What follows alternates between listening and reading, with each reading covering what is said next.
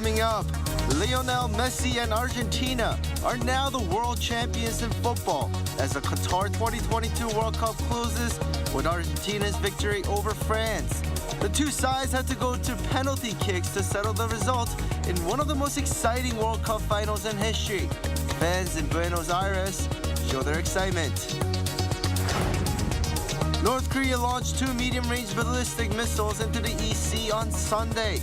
They were launched from the northwestern region of Tongchang-ri, where their new solid fuel engine was tested recently.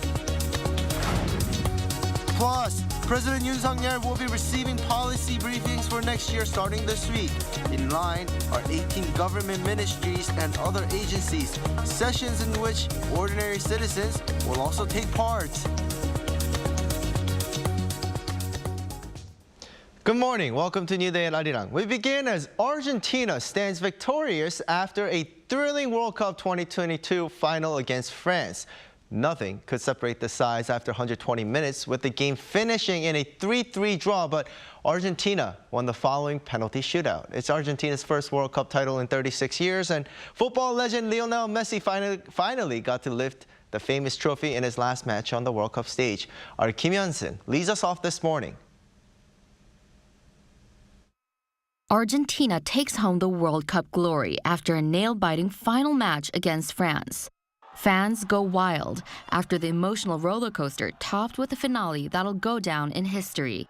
Spectators worldwide had their eyes glued to a pulsating 120 minutes of action as the momentum swung back and forth between Argentina and France. In the first half, Argentina grabbed a 2-goal lead with Lionel Messi and Angel Di Maria both scoring. But Argentina was up against France's Kylian Mbappe, who got France back into the game with 2 goals in the second half. With a score level after 90 minutes, the game stretched into extra time. Messi scored once more 3 minutes in, but once again Mbappe fired back with another goal. The game finished 3-3, so it went down to a penalty shootout to settle the winner. Argentina's players held their nerve and won by 4-2 in the penalty kicks. This is Argentina's first World Cup triumph in 36 years and third overall. It's also Messi's first time lifting the World Cup. In his 5th and last time playing at the World Cup tournament, Messi has finally filled in his trophy cabinet with the only major honor that had been missing after playing over 1,000 games in his decorated career. And that's a wrap for Qatar 2022, a World Cup for the ages, one that's been mired in heated controversy, closes with a thrilling ending. Kim Hyun-sin, Arirang News. North Korea launched 2 medium-range ballistic missiles into the East Sea on Sunday. They were launched from the northwestern region of Tongchang-ri, where the regime claimed to have successfully tested a new solid-fuel rocket engine last week. Our Kim Bo-kyung has the details. North Korea launched 2 ballistic missiles toward waters off its east coast on Sunday. South Korea's Joint Chiefs of Staff said the regime fired the missiles from Tongchang-ri in Pyeongbuk province between 11:13 a.m. and 12:05 p.m. These medium-range ballistic missiles were fired at steep angles and flew some 500 kilometers.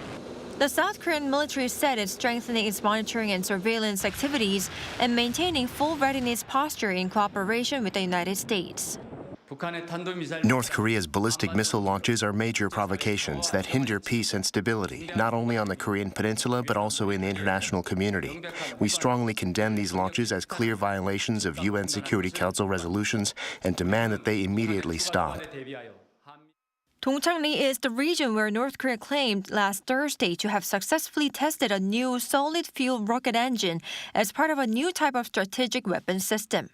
It's been about a month since the North last fired an intercontinental ballistic missile, one known to be capable of reaching the U.S. mainland. Experts say these latest launches could be North Korea's reaction to the UN General Assembly's recent passing of a resolution condemning North Korean human rights violations for 18th consecutive year. That and possibly in response to the decision on Friday by Japan's cabinet to pursue counter-strike capability as part of Japan's defense strategy. Also on Saturday, the North commemorated the 11th anniversary of the death of its former leader Kim Jong-il. The North state-run Korean Central News Agency reported Sunday that senior regime officials visited the resting place of the former leader at the Kumsusan Palace of the Sun in Pyongyang, but the pictures did not show his son, current leader Kim Jong-un, leading to speculation that Kim may be focusing on devising plans for the new year. In response to Sunday morning's missile launches, South Korea convened its National Security Council led by National Security Advisor Kim Sung-han. The NSC condemned the North's missile launches, saying they are a clear violation of UN Security Council resolutions and that such actions raise tensions on the peninsula and threaten regional peace. Kim Bo-kyung, Arirang News. From this coming week, President Yoon Suk-yeol is going to be receiving policy briefings for next year from 18 government ministries and other agencies, sessions in which ordinary citizens will also take part. The presidential office said Sunday that the sessions are aimed at adding momentum to President Yoon's second year in office with detailed policies, following up on last week's policy review meeting. The Finance Ministry will be the first to go with a policy briefing that'll coincide with an emergency economic meeting on Wednesday.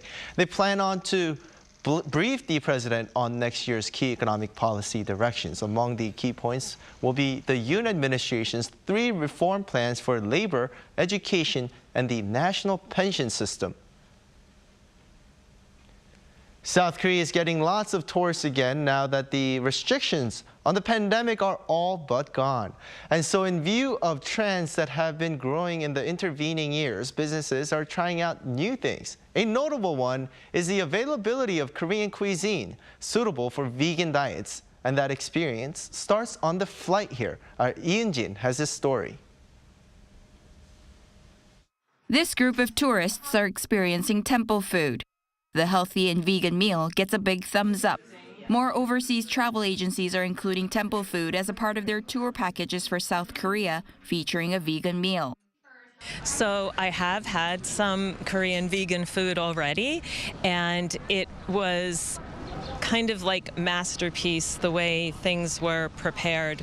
Very beautiful to look at. We were taking a lot of photos, and I think the food was very healthy, and it makes you feel very healthy.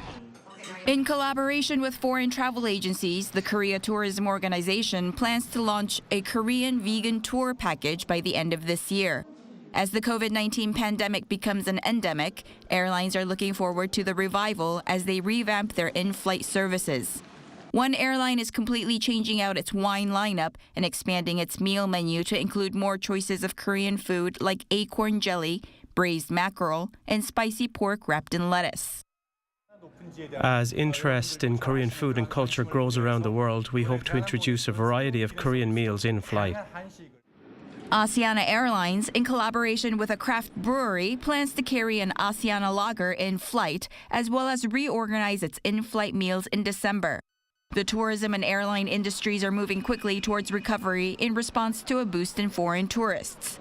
In August of 2021, roughly 310,000 tourists visited South Korea. That's a 220% increase from the same time the previous year. Tourist numbers have quadrupled from the 80,000 foreign tourists at the start of the year as quarantine and travel restrictions have eased worldwide. The recovery is still only at 1/5 the level of where business was at before the pandemic, but the tourism and airline industries just might be seeing the light at the end of the long COVID-19 tunnel as the number of tourists increase, making the industries busy with plans for revival. Yoon, Arirang News.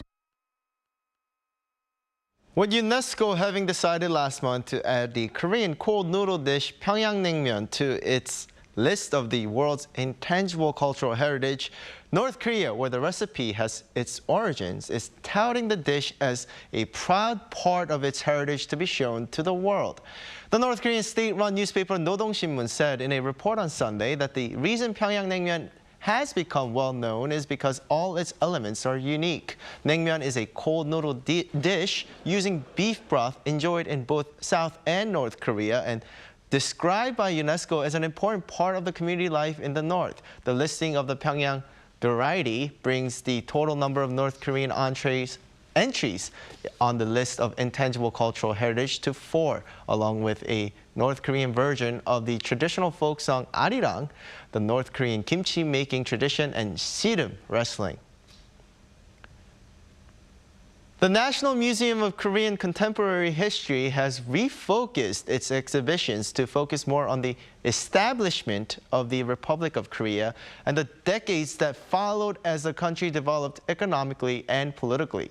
It's a shift away from the Korean Peninsula's history of division, also offering an open-ended view of contemporary events and what they could hold for relations with North Korea in the future. Our Lee Kyung-eun has a story.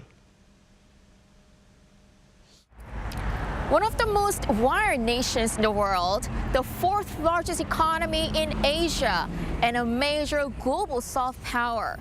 But to talk about where South Korea stands now, we need to go back to what was a critical time period for the nation between 1945 to 1987. That marked the beginning of an independent democratic nation. And the National Museum of Korean Contemporary History has renovated its exhibition on that very time period and given it a new perspective. Titled The Liberation of Korea and the Establishment of the Government. It's part of the second installment of a three-part exhibition shedding light on South Korea's growth as a nation-state, shifting from the previous divided peninsula in line with the then government's inter-Korean initiatives. Now on this wall, replacing key figures or key events leading up to the foundation of the government, right before the May 10th election that paved the way for Korea's first constitutional assembly and the presidential system. Here we see the UN resolution on Korean independence, and this is the actual ballot box used for the May 10th election. And this is the country's first constitution and the UN's recognition of the Republic of Korea. The museum is now showing 150 items related to the foundation of the South Korean government, a dramatic scale up from the previous 70. But some of those items related to the North Korean government have been removed, including its constitution and the Workers' Party's certificate. The entire wall is now used to outline the historic day the Republic of Korea was created, starting from the stroke of midnight which ended the U.S. military government. There's also previously unseen footage. We were lacking in content about what was the most important event in Korea's modern history, so we've renovated in a way that re-looks into that part of history and focuses on the spirit of the first government's powerful march. Perhaps one area that will see future changes is the final section, which covers what's happened since the Korean War up until now: restoration, rapid industrial growth, and fluctuating inter-Korean relations. This is a timeline of inter-Korean relations. It shows both high points, like the Sunshine Policy, and low points, like North Korea's bombardment of Yeonpyeongdo Island. And it ends that year 2020, right after the Panmunjom summit, when peace drive was in full swing. The situation now has taken a rather dramatic turn, with North Korea's missile threats reaching unprecedented levels. The museum says the exhibition presents no particular conclusion because it's history that's in the making, and it will be constantly making efforts to reflect the latest to provide viewers an objective view. Lee Kyung-eun, Arirang News.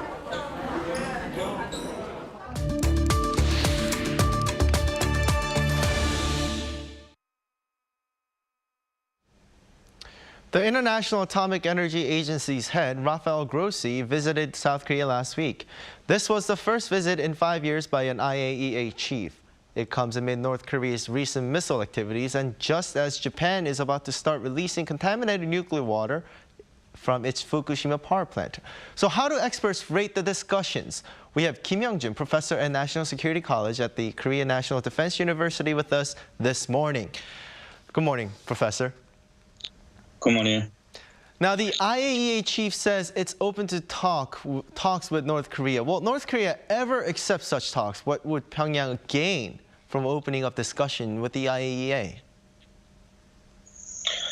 At the moment, North Korea will not accept any types of dialogue because at the moment, North Korea decide to develop their nuclear and missile capability because they know China, Russia will not join any types of the UN sanction. So North Korea already decided to continue this kind of policy.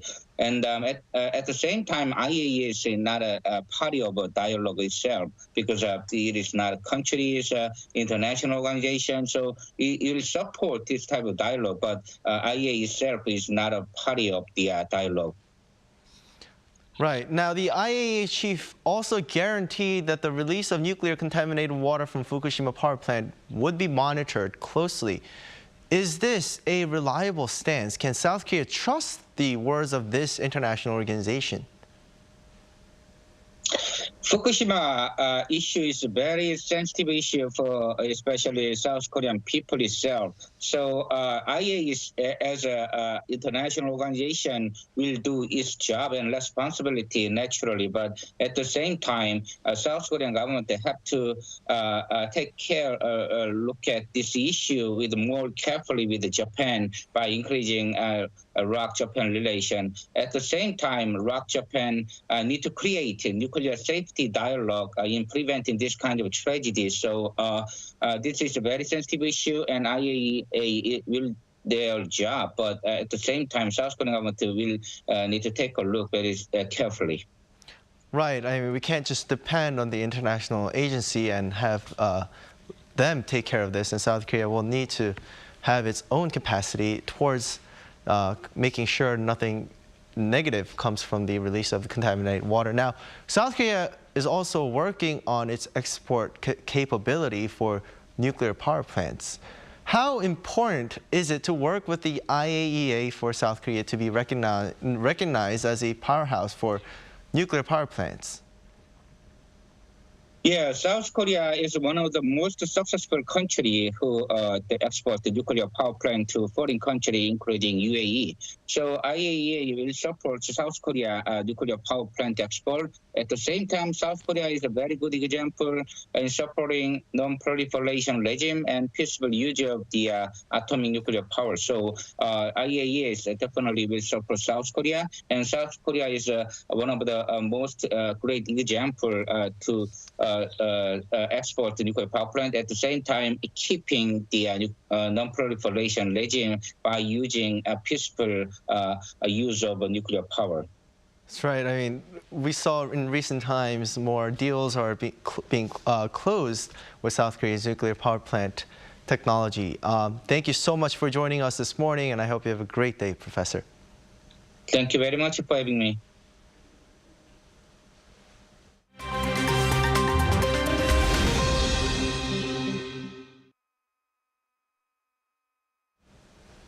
For a look at the news from around the world, we turn to our Lee Seung-jae standing by at the news center. Good morning. Good morning to you.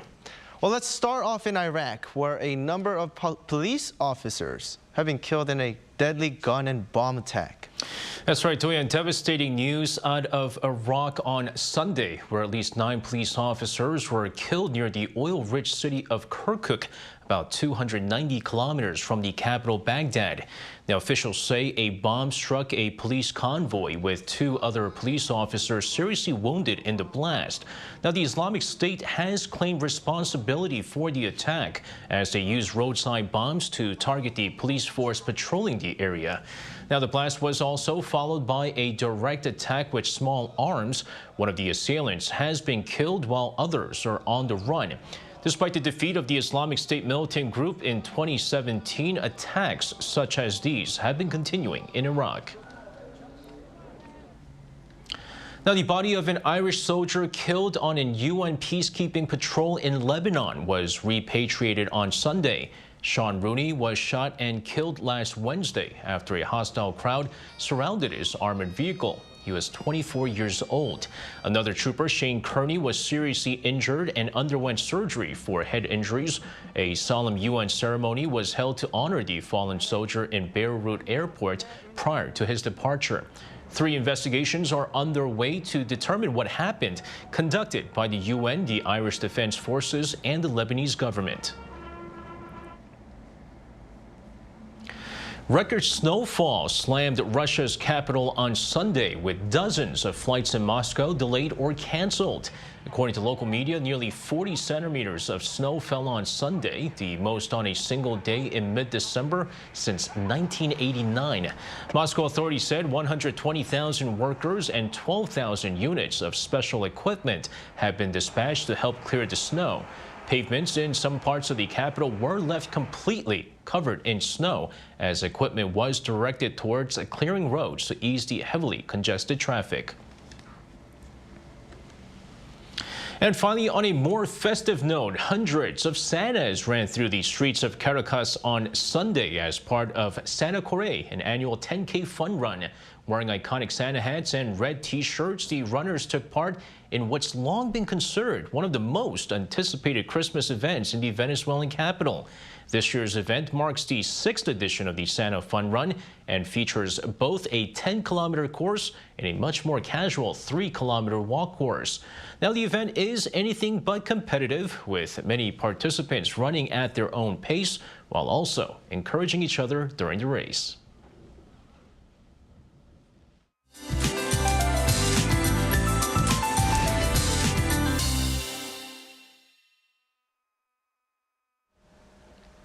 Good morning. There's a deep freeze to start the new week. Morning commuters are braving the biting cold again, but at least it doesn't feel colder than what the thermometer shows this morning. Cold wave alerts have been expanded to more areas though today. And there's even more rough conditions for those in Jeollado and Chungcheong-do provinces and Jeju Island with heavy snowfall. Heavy snow alerts remain in place in those areas, with snow still falling 2 centimeters an hour, and snow will continue through the morning hours, so please stay safe out on the roads. Afternoon highs will remain below zero again here in Seoul, topping out at just -3 degrees Celsius this afternoon, with more clouds building in the afternoon. Daegu topping out at 3 degrees this afternoon, sunnier skies in southern regions, while the west of the country is seeing lots of snow. The east coast regions are under dry weather alerts. Then we'll get a break from the big freeze from tomorrow afternoon before another major cold snap returns on Thursday. Then we'll have a very freezing Christmas Eve this year. With that in mind, here's a look at the weather conditions around the globe.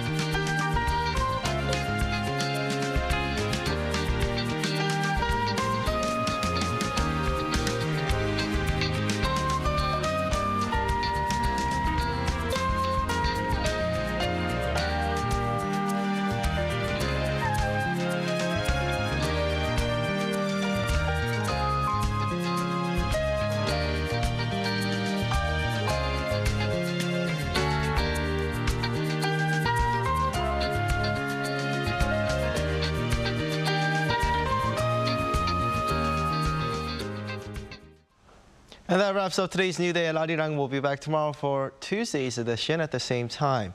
Please stay with Arirang News, though, for more updates throughout the day. Have a lovely day or evening wherever you are, and take care.